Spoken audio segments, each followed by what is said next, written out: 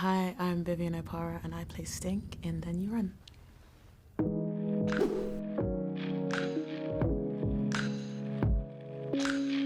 The first film I remember watching, I think I saw a lot of films. I saw like the Rush Hours and the funny like Jackie Chan films and the Westerns, Indiana Jones and stuff. But the first film that I had like a visceral reaction to was Coraline. I think I must have been 10. And I think it was something about like never interacting with the concept of gratitude just because you're a child, and like a cautionary tale that's like centered around being careful what you wish for when you're a kid and you're kind of like wishing you had like a different life. It just really stuck with me. And like Henry Selick, I've gone on to love and follow everything that he does. Yeah, so probably Coraline. I can't pinpoint a specific one.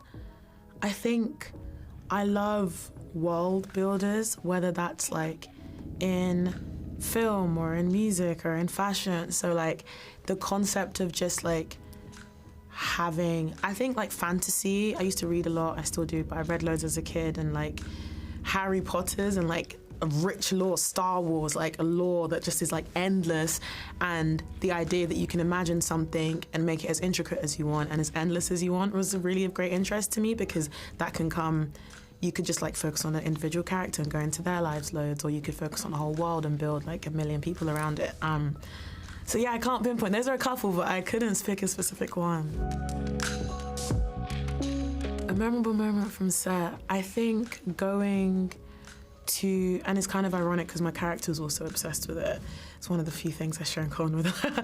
But there's a place in Berlin called Erdbeerhof, and it's like a strawberry emporium, and everything is made out of strawberries. Everything they sell is made out of strawberries. The entire place is strawberry themed. When you walk in, it has this sort of Tim Burton-esque like feel to it. Tim Burton meets like Roald Dahl. Like it just doesn't feel like a real place that should exist, but it's an entire place devoted to strawberries, and that was memorable just because it felt like I was on a set, but it just as a place. Oh, this is so hard. It's a toss-up between something like Trance by Danny Boyle. The spirit of that is just everything I love about like filmmaking. But then there's like Fish Tank by Andrea Arnauld, and I feel like there's something so quintessentially like British in the drear and the melancholy, but the weird hope as well that underpins all of it. I can't choose. Can I say Rye Lane? It's a toss-up again, but I'll keep it short. It's a toss-up between Johnny Greenwood, Phantom Thread. Anything that Johnny Greenwood does is incredible, but Phantom Thread, just the way the music felt so much a part of the story, as if like it was imagined with the story from like the very beginning. Kind of like how Punch Drunk Love and Paul Thomas Anderson, like I think he was speaking to the guy who did the soundtrack. I don't know if that was Johnny Greenwood as well, but from the beginning anyway. But yeah, that is just perfect meeting of like visual sound, and the sound is incredible. Toss up between that and Clint Massell, Requiem for a Dream. So unnerving, so unnerving.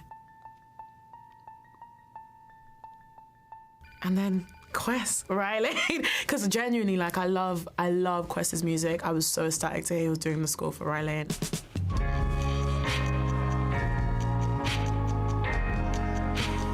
The way he melds the sort of like DIY, grime, like sound of London with like indie, heart and electronic stuff is just incredible. So it would be probably one of those three. Again, probably missing loads, but yeah, something in that world. I watched Air recently, and Viola Davis played Michael Jordan's mother, and she was such a powerhouse. She was the brains of Operation, the heart of the operation. Kind of the unsung hero of it all, but I feel like that film really honors her in a great way, so I'd choose her as my mum. Then who's my dad? Someone easy, like Dumbledore, because he needs some of the magic. But I thought I need like a villain dad to balance out like a really good mum, but I can't. No one comes to mind. Imagine having like the Joker as a father. you know? But then balanced out with like Viola Davis. What child are you gonna be? That's a dice roll I would like to see. I'm entirely shameless and don't feel like I'll just be like, what's that? Like, because then you end up in a situation where someone's talking to you with like vigor and passion and you're pretending and you can't say anything back. So I'd rather just be ignorant and learn and then come back to them and talk about it later.